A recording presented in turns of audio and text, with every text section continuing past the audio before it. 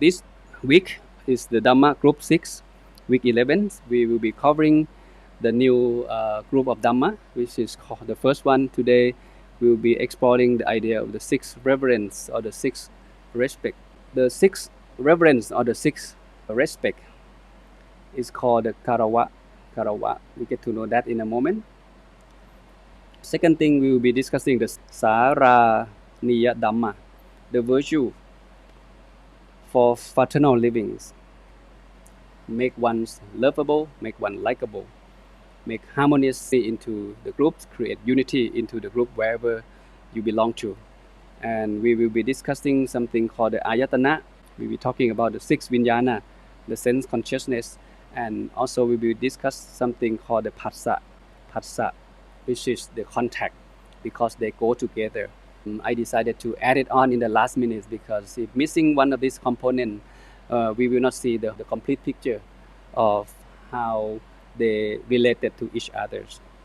Okay, start from the first one. I'd like to start from here. One of the teaching, the Buddha talked about something called the non-decline. The non-decline mean what?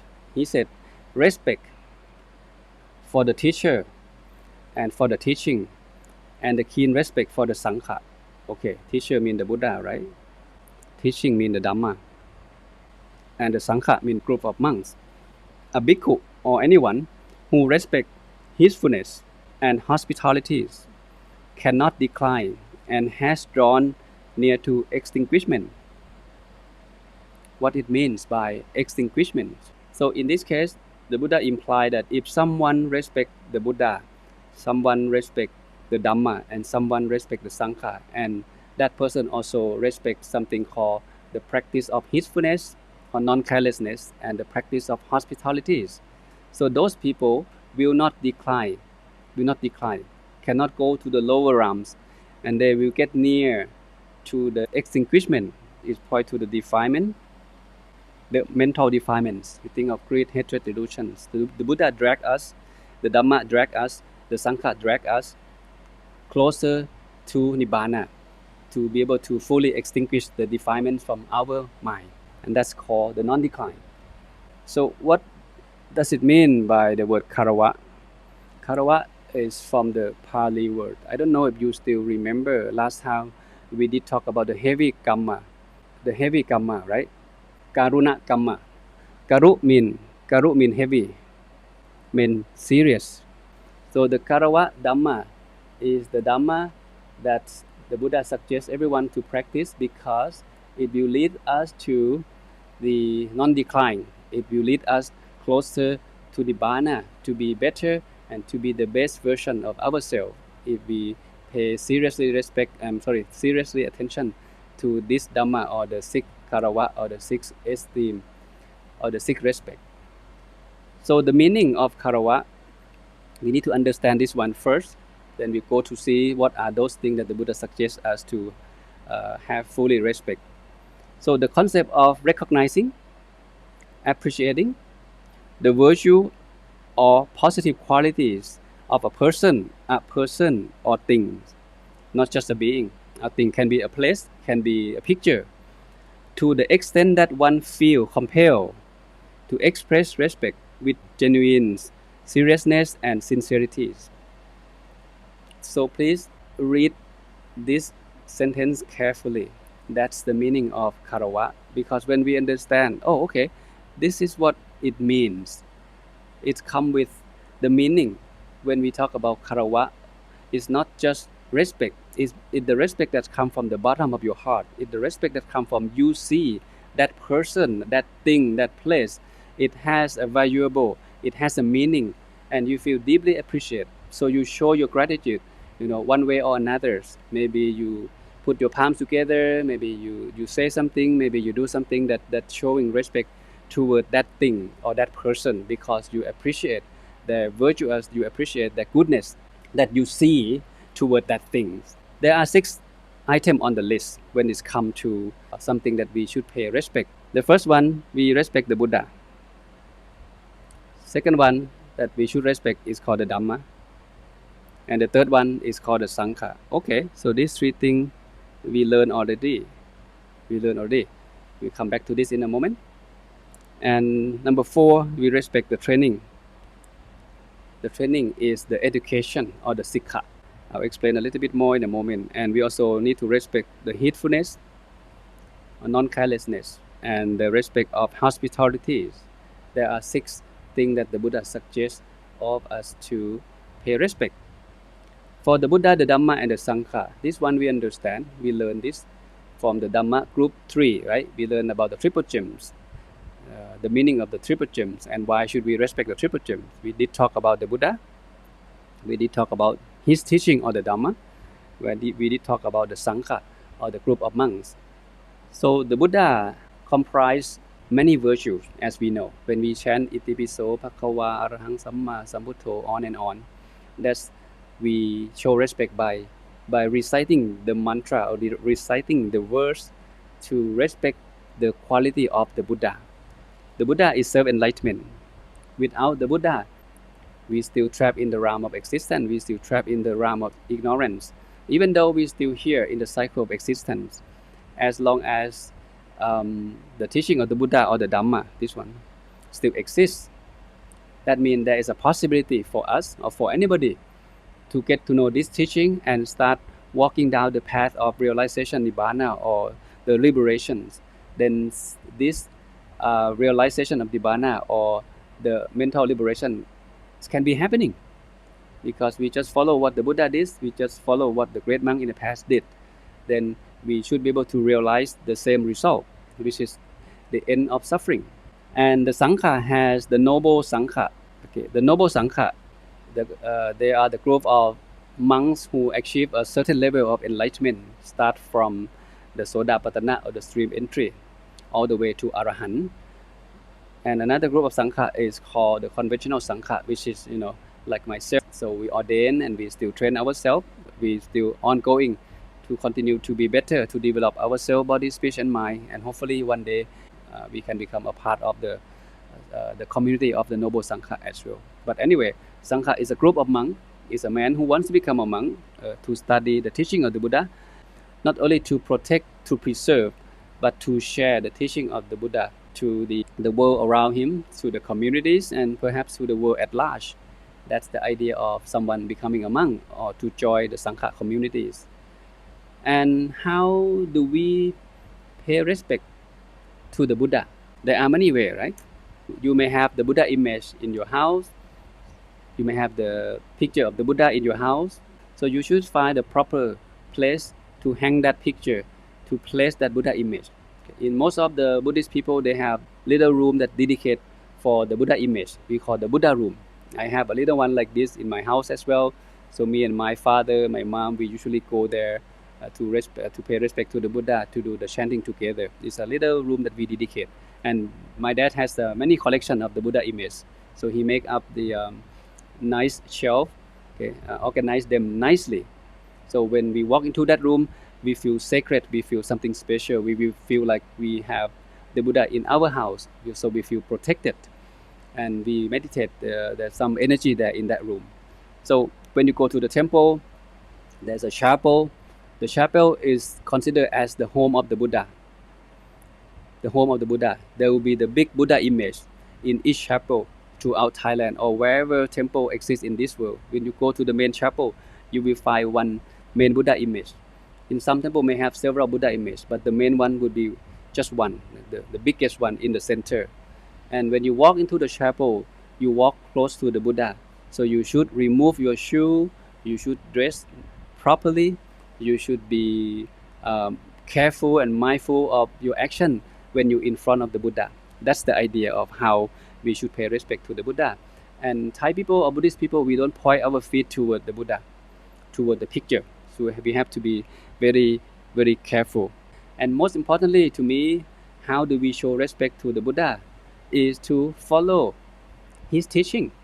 Study Dhamma and put the Dhamma that you learn into practice. In my view, that's maybe the best way to pay respect to the Buddha. And in one teaching, the Buddha said, not just people offering flowers, offering candle, those offering, the material offering, cannot compare to someone who actually take my teaching into practice and realize what I really want you guys to realize, which is the true happiness inside yourself, which is the inner Dhamma that you can realize as well.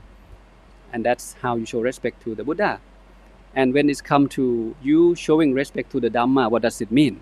The Dhamma in this case is the teaching of the Buddha. So wherever there is a Dhamma talk, wherever there is a Dhamma book that you can have access to, so you access to them properly. You sit into the crowd, you put the phone down, you listen to the Dhamma fully. You don't read newspaper, you don't talk to your friends. You just give respect to the Dhamma, because Dhamma is something that's difficult to be happening.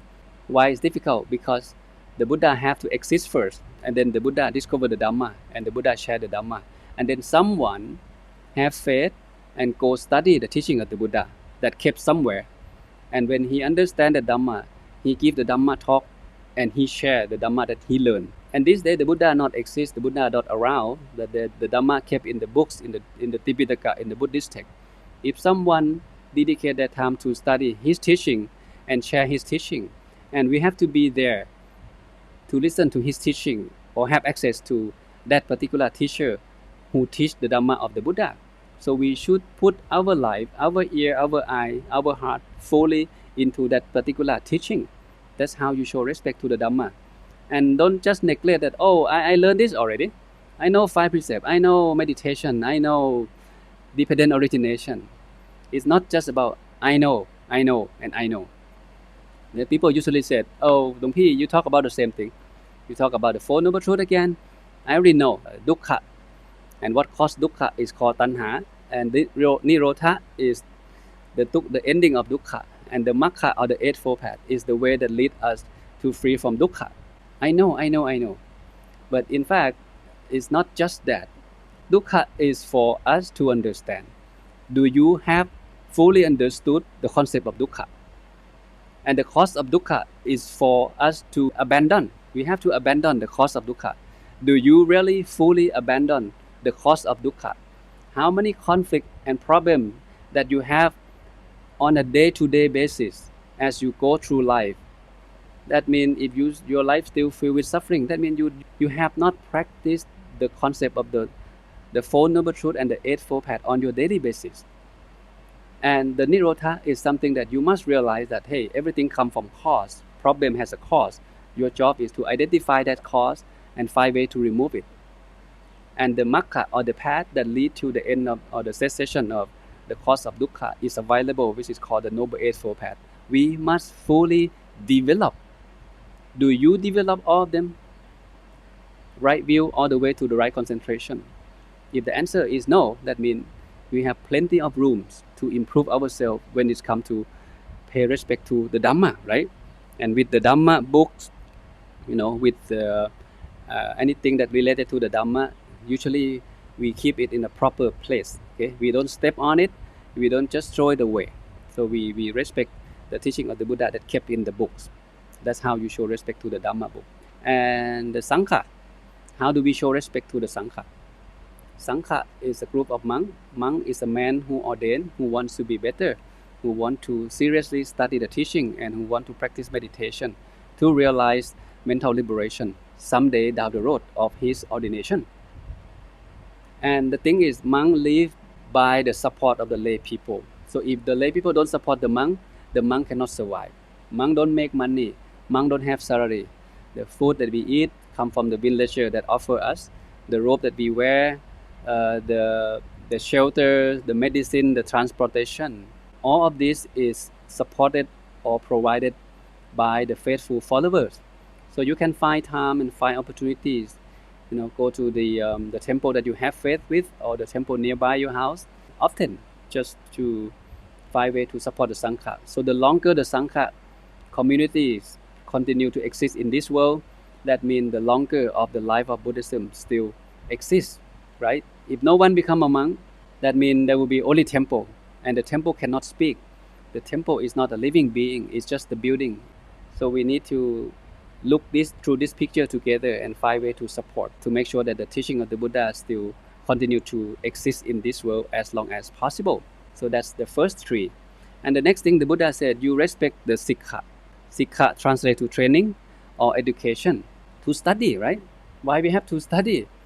This is very important because we were born with something called ignorance, and the opposite to ignorance is called vichya. Okay, so we can borrow the word wisdom again. The antidote for ignorance is vichya or wisdom or panya. Out of ignorance, we are trapped in the realm of existence. We have no idea why we're here. We have no idea where we're from, and we have no clue where we'll be going after we die. Not knowing that there is something called dukkha, not knowing that there's something that causes dukkha, and not knowing that dukkha can be end, and not knowing that there is a way to end dukkha. So, in other words, we don't know about the Four Noble Truths, which realized by the Buddha himself, and then he shared this wisdom with us. So, our job, whether you are a lay person or if you are a monk, then if you are a monk, you have no choice. You ordain for this. You sign up for this. You sign up to be the student of the Buddha, and you take his teaching seriously. That's why you live the lay life to become the monastic life, right? To join the monastic life, to walk down this highway of life toward Nibbana. So you don't want to waste your time, raising family, having kids, vacation, keep on working, continue to accumulate wealth. That's not what you want to do. So you decided to become a monk. And the Buddha give us the framework to study. We call the Trisikha. Tri mean three, right? So we study three things. All of his teaching that kept in the teaching in the Tipitaka can be grouped into three headings. The first heading is called the group of Sila, or the precept. The second group is called the mind development, or sometimes we call concentration, sometimes we call meditation, sometimes we call samadhi, but it's really mean develop the quality of the mind. The first Sila is about you develop the quality of your bodily action and verbally action, make sure they are pure. And the third one that we should train ourselves or educate ourselves is to get to know the teaching or the panya, so we can realize the true nature of things, and perhaps one day we can realize Nibbana or have the mind fully liberated from the tense or from the defilements. So we should respect the training. We should continue to study. We should continue to develop ourselves, and we should continue to open up for criticism, welcome comments, so we can grow, we can be better. So you can apply this into your worldly life too, right? If you newly graduate, you work on the job, you become the manager, and along the way you start accumulate all kind of experience, and maybe sometimes you may need more education. So you may go for the master degree, you may go for another PhD or whatever it is. Just continue to learn so you can be better in the career that you are working on, and that's called the respect for the education. And these days some people just neglect to continue to study.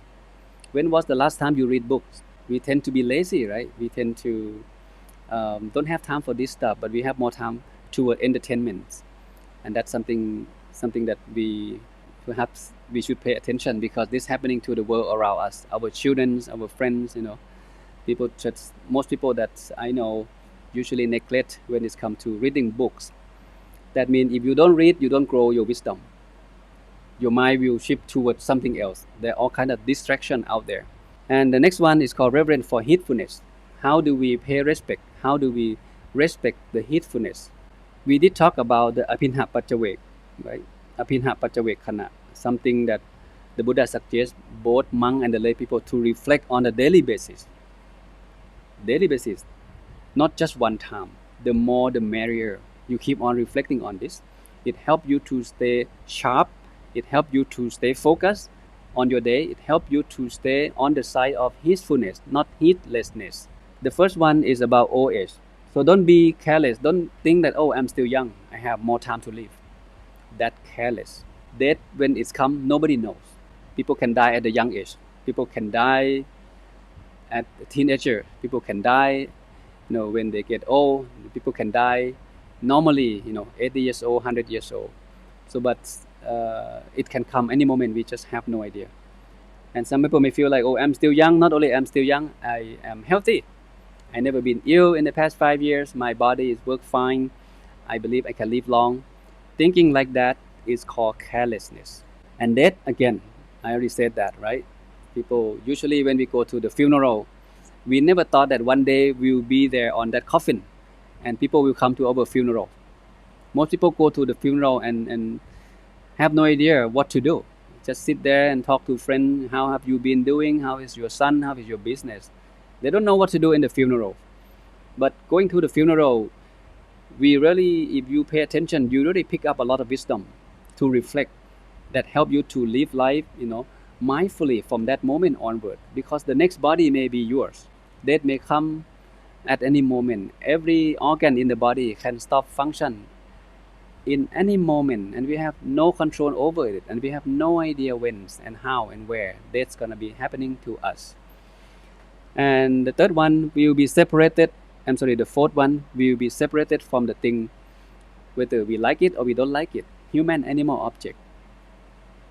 At this moment, you may have good relationship, good health, good job, good career, and you feel like you have full control over all of these things. But the Buddha said, separation may come. Don't be careless. Separation may come. So prepare for that. Live life mindfully. And the last one, he talks about deed. Deed or work or action refer to karma. This is another important Buddhist principle that everyone should find time to study more. When we talk about karma, right? The Buddha discovered the law of karma. He did not create it. Whatever we do is come back to us, good and bad. Every action comes with consequence, especially the action with intention. Good intention or bad intention is come back to us. There's nothing get lost in this universe. So you are the owner of your karma, right? The Buddha said the heir. You are the heir of your deed. The heir is our relative. The heir is our refuge. I shall be the heir of whatever deed, action or karma I do, whether good or bad. The law of karma itself, the concept is very clear and very simple. But when it's come to how the karma take effect, that's very complicated. We don't have that ability to understand how it works, how it functions yet. But here the Buddha said clearly, whether good or bad that you do, you are responsible for that action. So you should be mindful and only choose to do good thing. And the next one is called the reverence for the hospitalities. When someone come to your house, you should make sure that you welcome them, take care of them well. Okay? So hospitality is the temple like this. When people come to our temple, our staff would take care of them well and give them food. And my master always said, if someone come to our temple, make sure that they have something to eat. Make sure that they have a chance to listen to the Dhamma, and make sure that they have a chance to practice meditation. And that's what's very clever. So there are two things that we can give, right? Hospitality is you can think of material things. You can think of food, of clothes, of water, of shelter, so people can live comfortably when they come to you. But another thing that not many people aware that this is something we can give too, right? So we can help them to get to know the Dhamma, help them to practice the giving or the dana, help them to understand the precept, help them to perhaps have a chance to actually sit and meditate. That's another level of hospitalities that the Buddha suggests everyone to practice. Okay, so in fact there are 6 things that the Buddha suggests in this Garava, or the 6 kinds of respects. Respect the Buddha, respect the Dhamma, respect the Sangha, respect the education, respect the heedfulness, and respect the hospitalities. And this will lead you to get closer to Nibbana and non-decline. Okay, the more you get a chance to hang out with the Buddha, hang out with the Dhamma, hang out with the Sangha, right, and welcome people with sincerities, okay, and get closer to the teaching of the Buddha all the time. Keep yourself in the circle of learning and stay mindful. Not stay mindful means you practice heedfulness, not carelessness. All of this will lead you to be a happy man, a happy person, and perhaps will be realized, Nibbana or the ultimate happiness, someday in the future. So next we move on to Saramiyadhamma.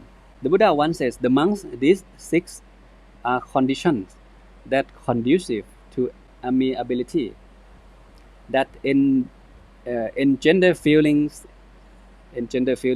endearment, engender feeling of respect, leading to sense of fellowship, lack of dispute, harmony and state of unity. Okay, dispute, unities, and harmony. These are the key terms or the keyword when it comes to this particular Dhamma.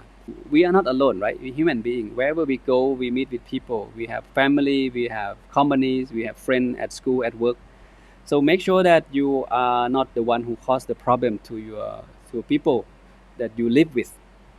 And this Dhamma is something that the Buddha suggests us to have that kind of abilities to live in peace and harmony with others. There are 6 things. The first one is that something we call deed mean action, right? Action, what you do. Word mean what you say.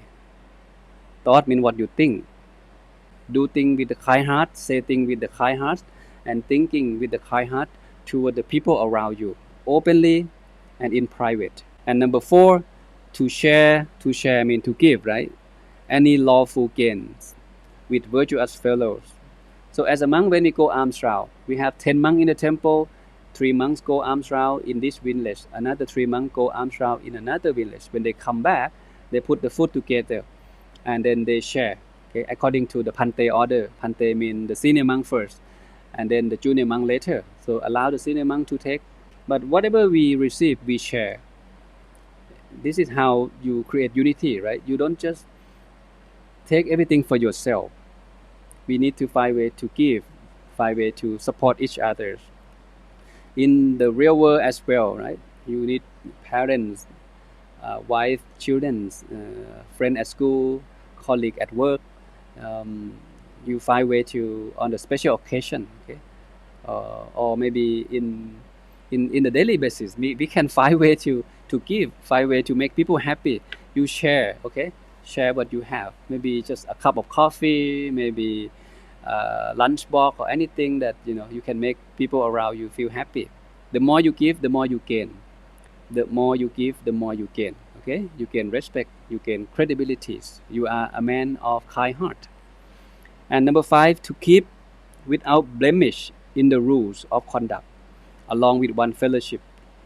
Now we're talking about sila.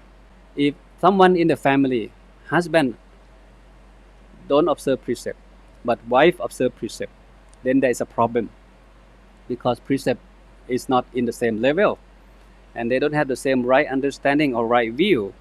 In this case, number 6, the Buddha said, endow with the right view or titi. So these 2 things, again, they go together. With the wrong view or not the same level of view, not the same level of precept, when people live together, they always create conflict. If the one monk observe precept strictly and one monk just keep on neglect the precept, okay, this is just a little, don't worry about it. It's okay, I'll do morning chanting tomorrow. It's okay, today you go alms round, I'm not going. That's the view is different. The action, that's why the action is different. And that's why that group of people will end up having more and more conflict, problem. If husband go drink and wife doesn't drink, right? When the man came home, he get drunk and then he create problem in the family. He spend money lavishly to gambling, to partying, to womanizing, and that create problem in the family because they don't have the same level of precept. You see the picture, right? So 5 ways to give, 5 ways to give. Often, give doesn't mean you have to give money.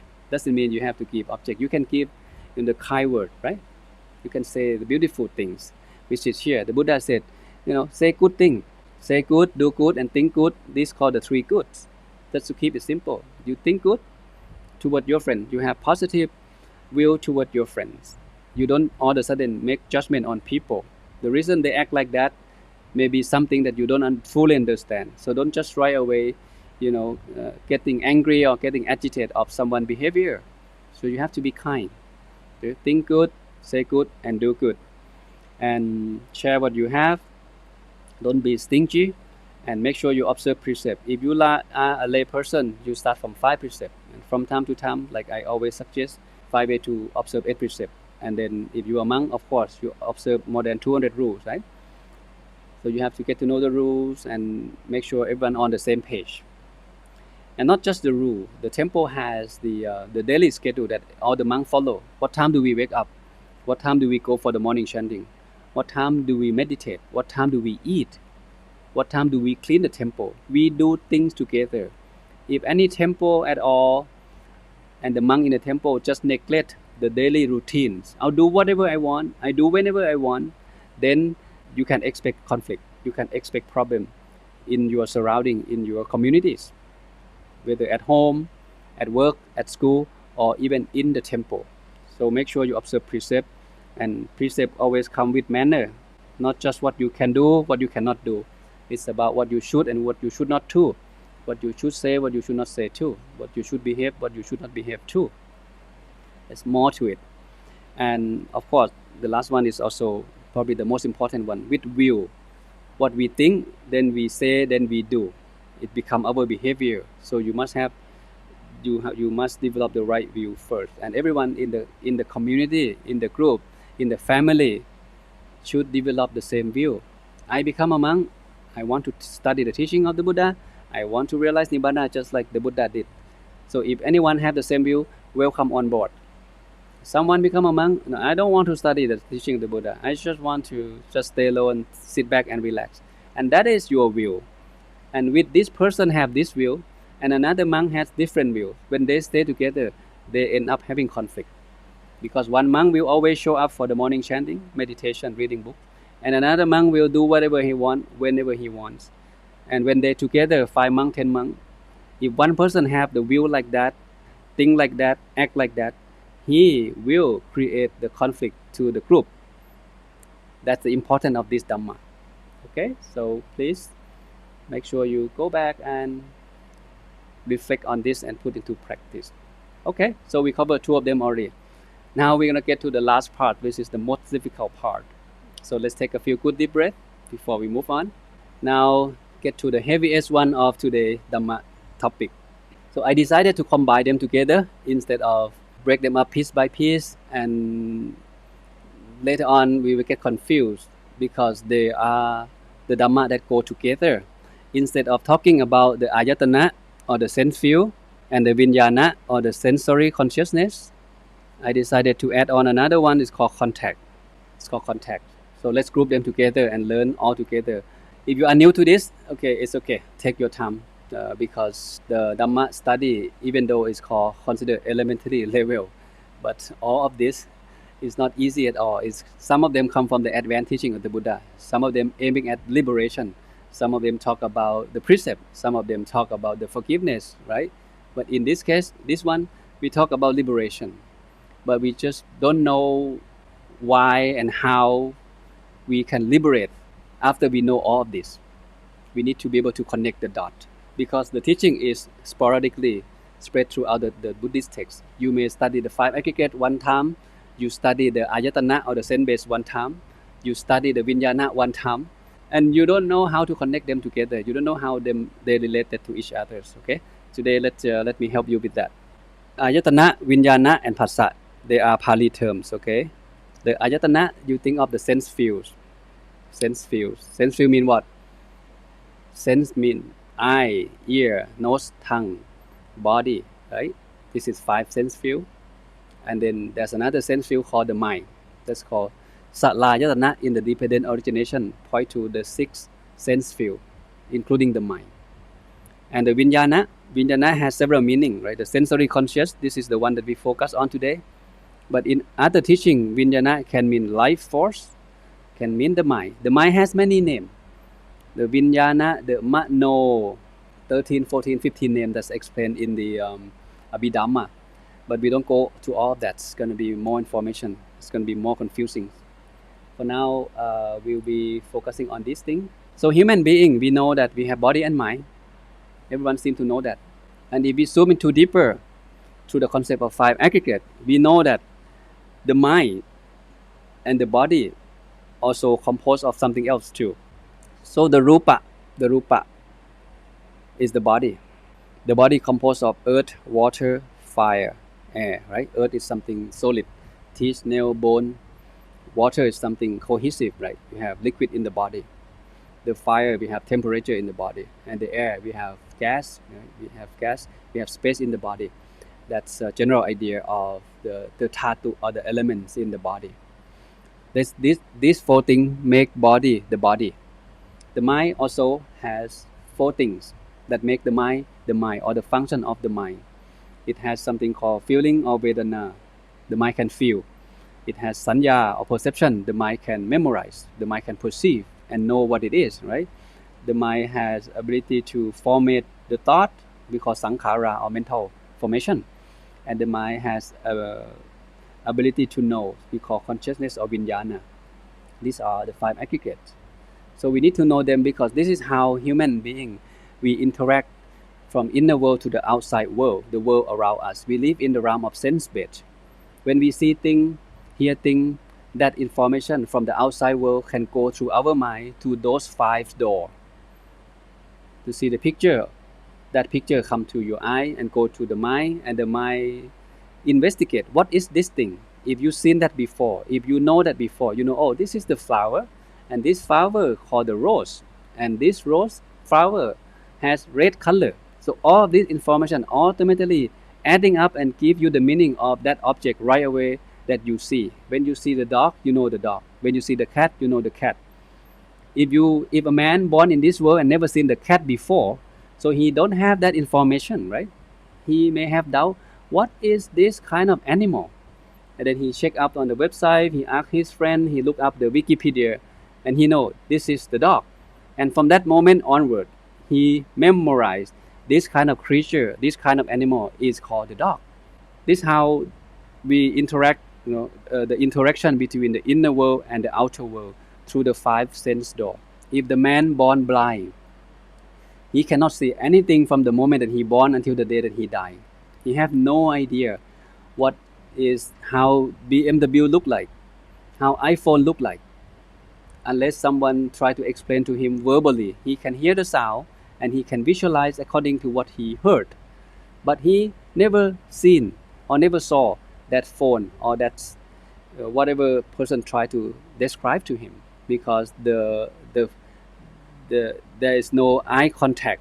The eye is malfunction. The eye is blind. But if ordinary human being like us, good eye, good ears, good nose, good tongue, good body, so we can feel, can hear, can touch. We can welcome all information come to our mind through this five sense door, and it go to the mind, and the mind give the meaning to what it is that coming through that eye, what it is that coming through that ear, what kind of sound, what kind of picture, what kind of smell. And not only that, the mind has ability to something called mental formation. It has ability to elaborate what it perceives, right? And that's where the problem, that's where the dukkha coming in. That's where the tanha is give rise to tanha, and then dukkha follow. So the idea of learning the teaching of the Buddha is how to end dukkha, how to be happy. So in order for us to be happy, we need to know how this five aggregate work, how this the sense-based work, how this tanha, okay, that's get involved in this process of receiving information on a day-to-day basis.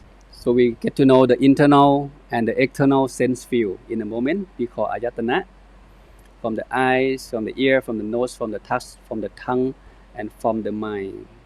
And we also have something called the Viññāṇa. Viññāṇa translate to consciousness.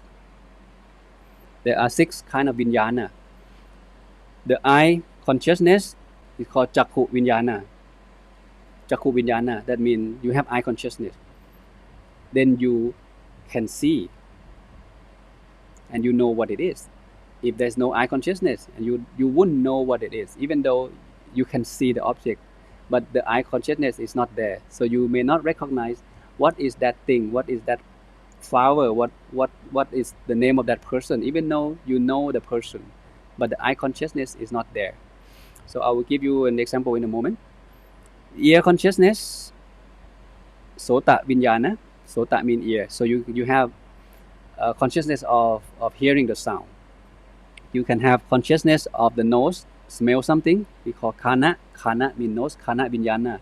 The consciousness of smelling something, of knowing what is that smell. The tongue consciousness, the ability to know the taste, is called Shivha, Jiva Viññāṇa. And the body consciousness, sometimes we call Shivha Viññāṇa. Another one is called body consciousness. It's called kaya. Kaya means body. Kaya viññāṇa. The body can when we touch, right, we can feel something. So we have the body consciousness that this is coarse, this is refined, this is soft, this is tough. We know that. And we also have the mind consciousness or the mano viññāṇa. Again, this one, the one that we talked in the last group of Dhamma today, is considered advanced. Okay, so let's see if we can understand this together. Let me go through this information first. And the phassa or the contact. Phassa means contact. There is an importance of the word phassa. For now, let's get to know there are 6 things. We have 6 doors, right? So we have 6 sense sphere. We have 6 sense base. And we have 6 consciousness. The consciousness of the eye, ear, nose, tongue, touch. And now the same thing. We have the contact. We call eye contact. Eye contact is jakkhu phassa. The ear contact is sota phassa. The nose contact is kana phassa. The tongue contact is jivha phassa. The body contact is kaya phassa. And the mind contact is mano phassa. Okay, sometimes you hear the word samphassa. In Thai we use this word a lot. We call samphat or samphassa in Pali. They sound similar, right? They go to the same manner. The eye, ear, nose, tongue, body, and eye, ear, nose, tongue, and body, and mind. So 5 here plus 1 mind, it equals 6 Āyatana, 6 sense field. So if we put them into the picture in one slide, this is the sense field, which is again the eye, the ear, the nose, the body, and the tongue, okay, and the mind. So all of them, they consider the Āyatana, the sense field, the eye consciousness. The Āyatana is a sense field. The viññāṇa is the consciousness. And the phassa is a contact. We have eye, is the door of seeing. We have ear, is the door of hearing. We have nose, is the door of smelling. We have tongue, is the door of tasting. And we have body, is the door or the sense field of touching, of knowing what we touch. And we have the mind, is another door. It's called the door of the mind. This door can perceive the object too. Okay? It's called mind, mano viññāṇa. The mind can know, the mind can contact. This is another field.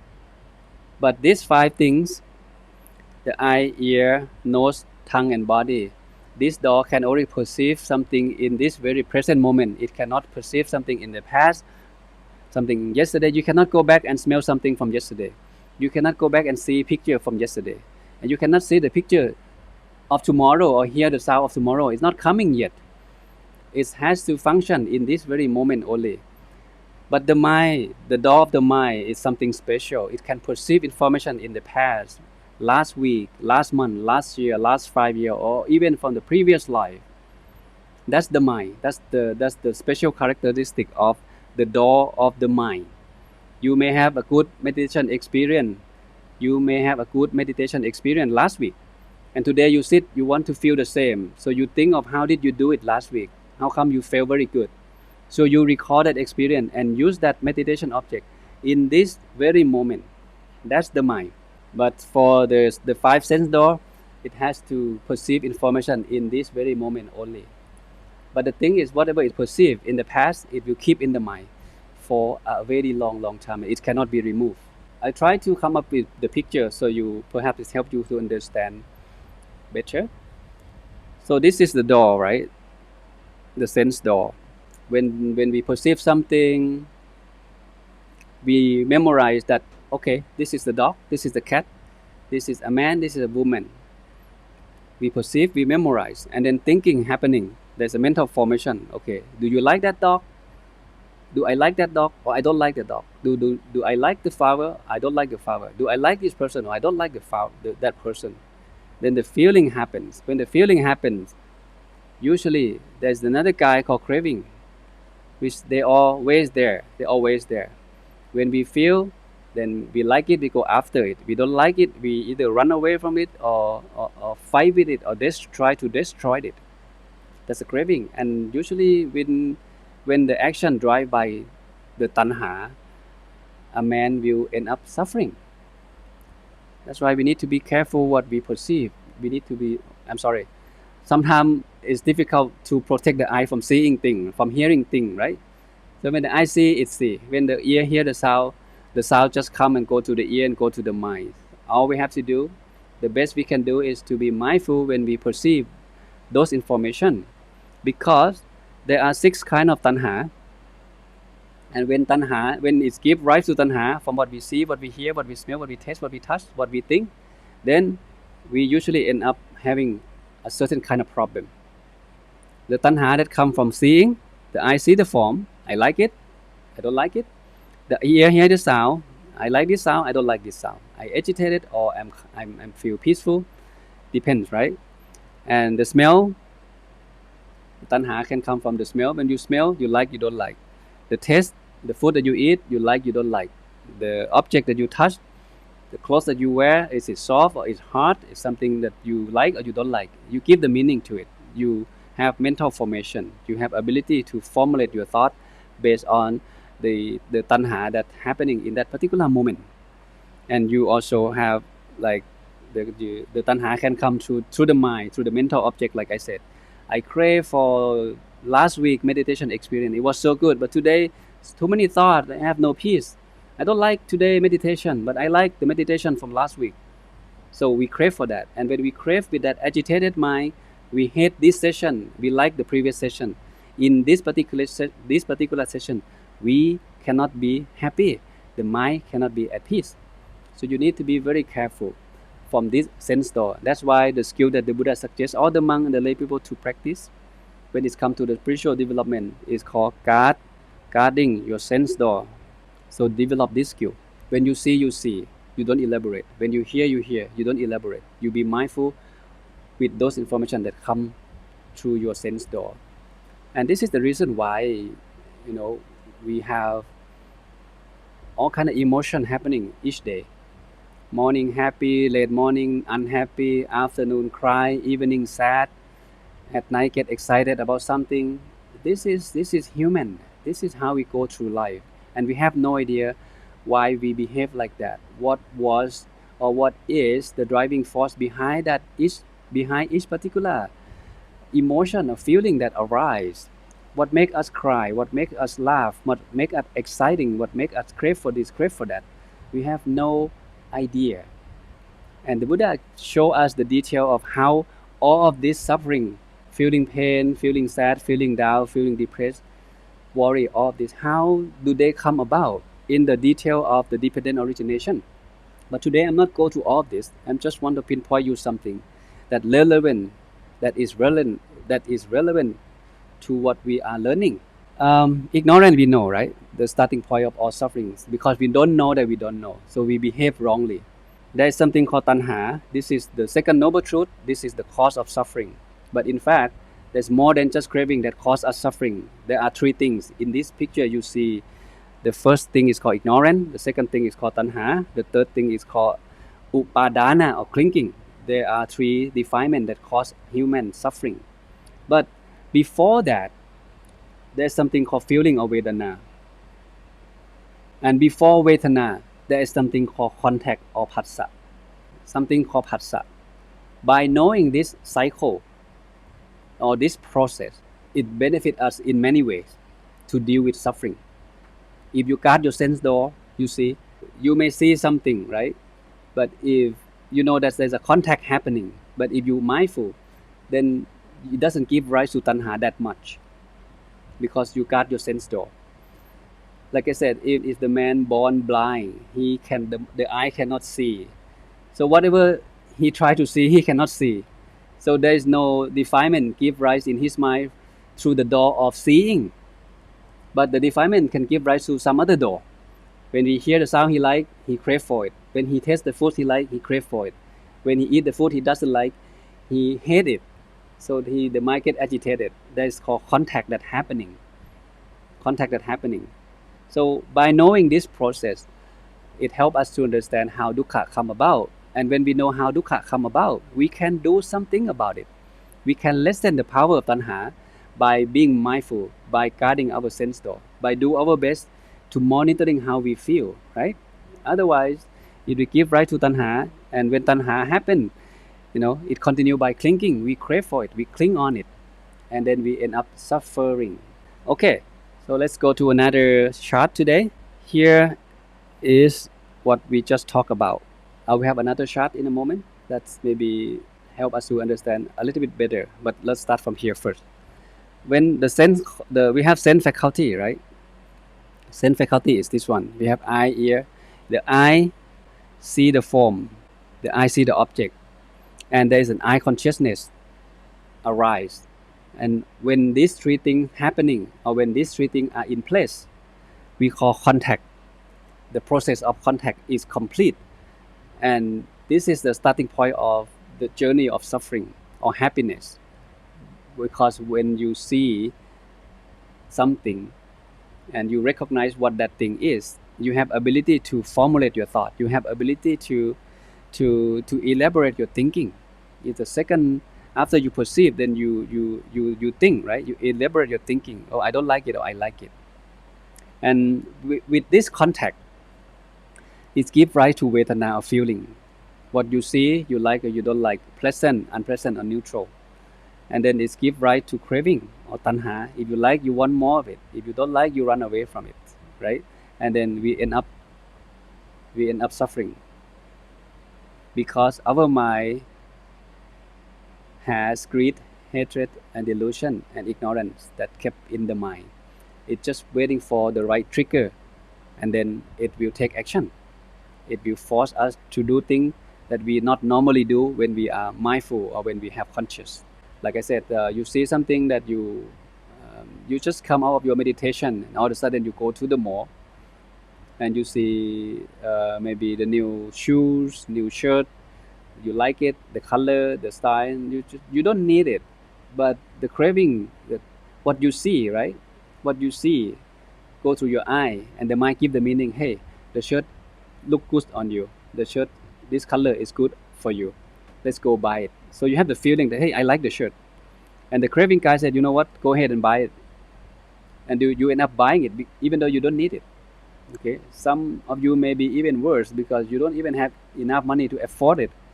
You use your credit card, you borrow someone money, and you end up suffering at the end. Okay, this is how the process of dukkha that's happening through this five sense door.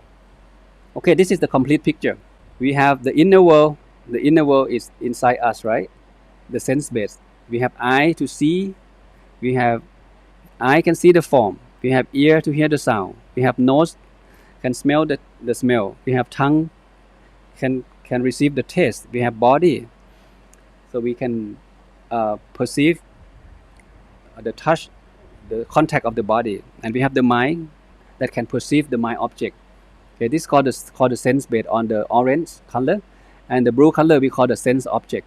Eye see form, the ear hear the sound, the nose can smell, the tongue can taste, the body can touch, the mind can perceive the mind object. Okay, and in this contact or interchangeable or interchange or this change the change exchanging of information is called phassa. You have eye conscious, then you know what it is, right? And it's go to the mind. It become your thinking. There are two levels of thinking. The first thinking is perception. You perceive, you think, you know, oh, this is the dog, this is the cat, this is a man I like, this is the man I have conflict with. And then the mental formation is the second level of thinking. You start to formulate your thing that, hey, I don't like it, let me do something about it. Or I like it, let me do something about it. It becomes the feeling. When you feel the feeling that drive by tanha, again, it becomes the behavior. And then we end up suffering because of the thinking that elaborate by the craving or the tanha. And I really want to open up your eyes to this advanced teaching of the Buddha by go through this series of lecture together. So we will come across, advanced Dhamma along the way from time to time. Of course, this is one of them. So I have the sutra that relevant to what we just learned. And it is considered as advanced. It's aiming at liberation. And let's see how the Buddha explained all of this that we just learned together from this presentation. This is the name of the sutra. It's called Chula. Chula means small. Rahula Ovata Sutra. The Majjhima Nikaya 147. So the Buddha gave the teaching to Venerable Rahula, which happened to be his son. Okay, Rahula ordained, and he was very talented monk. He always respect the education. Every day when Rahula wake up, he would grab the sand in his hand, and he would make a wish that today let me learn something new knowledge, the same amount as the sand in my hand. Let me, please allow me to meet with good teacher, hearing the good teaching. How many teachers? So he go out and find teacher. He just continue to learn. He's a man of wisdom because he have respect toward education. So the Buddha gave this particular teaching to Rahula because on that occasion, the Buddha see through his meditation that today is the day that Rahula will realize enlightenment or Nibbana, achieve enlightenment, become Arahant. So the Buddha go there and give him this teaching. He said, Rahula, what do you think? Is the ear permanent or impermanent? And the same manner, the Buddha asked the same question. What about the nose? Impermanent or permanent or impermanent? What about the tongue? What about the body? Are they permanent or impermanent? And the answer is no, they're not impermanent, sir. What about the mind object? What about the mind consciousness? What about the mind contact?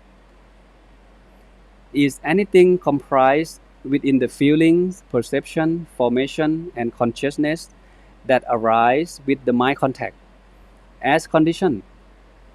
Are they permanent or impermanent? The answer from Rahula was impermanent, sir, Venerable sir. Is what is impermanent dukkha or happiness? The answer is suffering, sir. Is what is impermanent and suffering or dukkha and subject to change fit to be regarded thus this is mine, this is I am, and this is myself? And the answer from Rahula is no, Venerable sir. Rahula can follow the teaching, and he understood what the Buddha is trying to teach him. This is the concept of anatta or non-self. It's nothingness.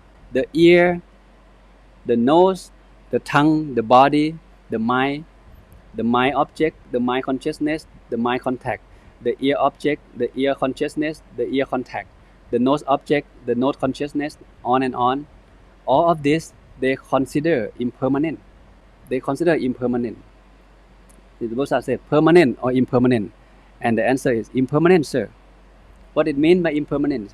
Impermanent means it's keep on rising and falling moment to moment. It cannot remain the same. And whatever cannot remain the same, if we cling on it, we will definitely end up suffering.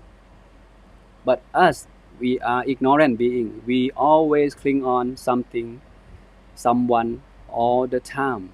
And we believe that we can sustain or secure that happiness, something that we cling on.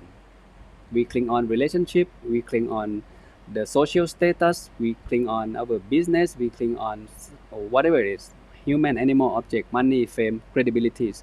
We cling on a lot of things without aware that, hey, they don't worth clinging on. It's okay that we can feel grateful for who we are and what we have, but we also have to understand the nature of things too.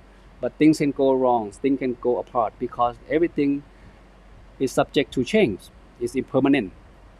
And Rahula understood this fully. So what is impermanent, suffering, and subject to change cannot regard that this is mine, this is I am, this is myself. That's what it means. And then the Buddha continued, seeing thus, Rahula, a well-taught noble disciple, become disenchanted. This is a very beautiful word. He become disenchanted. With what? With the eye, disenchanted with the forms, disenchanted with the eye consciousness, disenchanted with the eye contact, disenchanted with anything comprised within the feeling, perception, formation, and consciousness. Again, these things are what? There are 5 aggregates that arise within the eye context as condition. Being disenchanted, he becomes dispassionate. Through dispassionate, his mind is liberated. This is another wonderful teaching of the Buddha. Disenchanted is viraga. Viraga mean absence of passion. Or in other words, another meaning of raga is color. That means there's no color, no more color add to it. It is what it is. The five aggregates, it is what it is. It's emptiness, it's nothingness, it's nothing that worth clinging on. When one sees this by a perfect wisdom, one mind will be liberated, and that's what happened to Venerable Rahula. Okay, with disenchanted, the mind become dispassionate. Dispassionate from what? From sense pleasure, right? We call from tanha. Tanha has three kinds of tanha, right? The sense pleasure. Dispassionate from becoming. Dispassionate from disbecoming. Dispassionate from ignorance. It's become dispassionate, and then the mind is liberated completely liberated. That means the mind overcome ignorance. The mind fully understood the Four Noble Truths and the Eightfold Path in that very moment. And that's what happened to Venerable Rahula. There's another one that's before we finish, which is again is relevant, is go together. And we did talk about this already when I talk about the five aggregates. Just recap and connect dots for you. So when you learn, you understand better. The five aggregate monks are anicca. Anicca means impermanent. Whatever is impermanent, it is dukkha. Okay. Anything that consider impermanent, they have another nature which is called dukkha. Dukkha comes in the sense of being oppressed, unsatisfying, concern, worry, being oppressed. The reason is being oppressed because it changes moment to moment, right? It's not stay still. That's why it's being oppressed is unsatisfactoriness. Whatever is oppressed, whatever is unsatisfactoriness is without self. That means you cannot control. You have no authority to control this phenomena, this conditioned thing that is continue to change, and nothing much you can do. What is without self, that is not mine, that I am not, that is not myself. That should be seen by perfect wisdom as it really is. Who see by perfect wisdom as it really is, his mind not grasping, again, no craving. Another name of the tanha. The mind detached from tense, he is liberated. Okay, 10 point to ignorance. Okay, point to tanha, point to avijja. So the mind liberated from all the mental defilements. When one see things as they really are, that five aggregate, there's no I in it. There's no, it's just the conditioned phenomena.